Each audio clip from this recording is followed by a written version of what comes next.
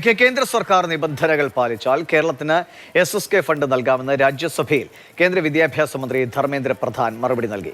PM ശ്രീയിൽ ധാരണയിലെത്തുന്നതിന് John Brittas MP കേന്ദ്രത്തിനും കേരളത്തിനുമിടയിൽ പാലമായെന്നും മന്ത്രി വെളിപ്പെടുത്തി. PM ശ്രീയിൽ ഒപ്പുവെച്ച പ്രതിപക്ഷ സംസ്ഥാനങ്ങൾക്ക് ഫണ്ട് നൽകിയിട്ടുള്ളതിനാൽ രാഷ്ട്രീയ വിവേചനം എന്ന വാദം നിലനിൽക്കില്ല എന്നും മന്ത്രി വ്യക്തമാക്കുന്നു.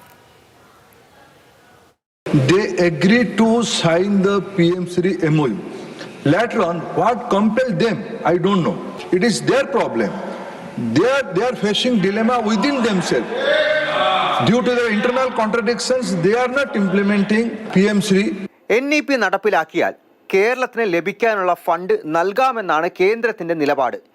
NEP, PM ശ്രീ, SSK ഇവ മൂന്നും കേന്ദ്ര സർക്കാർ പോളിസികളാണ്. കേന്ദ്രത്തിന്റെ നിബന്ധനകൾ പാലിക്കുന്നവരുമായി മാത്രമേ സഹകരിക്കുള്ളൂ എന്ന് കേന്ദ്ര വിദ്യാഭ്യാസ മന്ത്രി ധർമ്മേന്ദ്ര പ്രധാൻ പാർലമെന്റിൽ വ്യക്തമാക്കി. PM ശ്രീയിലെ കേന്ദ്രം കേരളം ചർച്ചകൾക്ക് ജോൺ ബ്രിട്ടാസ് MP മധ്യസ്ഥത വഹിച്ചു എന്ന കാര്യവും മന്ത്രി പറഞ്ഞു. He needs my specific assurance from me.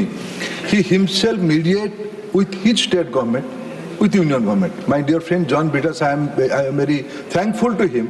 He create the bridge between government of Kerala and government of India. എന്നാൽ കരാർ ഒപ്പിടുന്നതിൽ താൻ മധ്യസ്ഥത വഹിച്ചിട്ടില്ല എന്നാണ് ബ്രിട്ടാസിന്റെ വാദം. All of a sudden he has taken a stand that unless you sign PM Shri, we will not release funds for the states in Samagra Shiksha. Have you ever seen such a haphazard policy stand anywhere in the world, sir?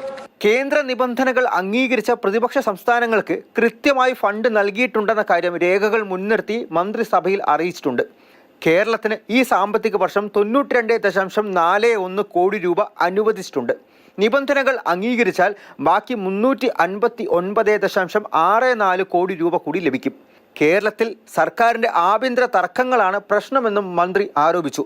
കേരളത്തിലെ CPMന്റെ വാദങ്ങളെല്ലാം പൊളിയുകയാണെന്ന് കോൺഗ്രസ് വിമർശിച്ചു. Mathrubhumi news, Delhi.